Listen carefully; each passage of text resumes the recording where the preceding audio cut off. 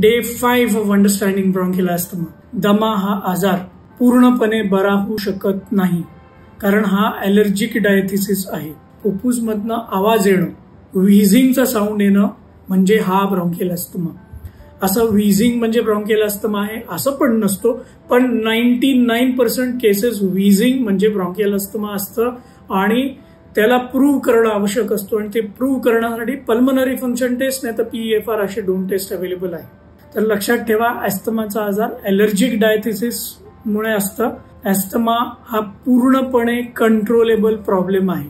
दमा हा आजार घातक नाहीये जर का याची ट्रीटमेंट परिपूर्ण केली गेली तर.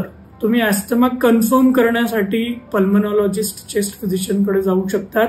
त्यांच्याकडे पल्मनरी फंक्शन टेस्ट नावाची टेस्ट असते. अस्थमाच्या डॉक्टरकडे जा, अस्थमाची ट्रीटमेंट घ्या. पण लक्षात ठेवा, हा रिव्हर्स झाला आणि परत होणार नाही असं नसतो. हा रिपीट होणारा प्रॉब्लेम आहे. तो फुफ्फुसमध्ये जे नळ्या असतात ते रिकरंटली जेव्हाही ॲलर्जी एक्सपोजर होते तर आकुंचन होतो आणि परत तो प्रॉब्लेम येतो.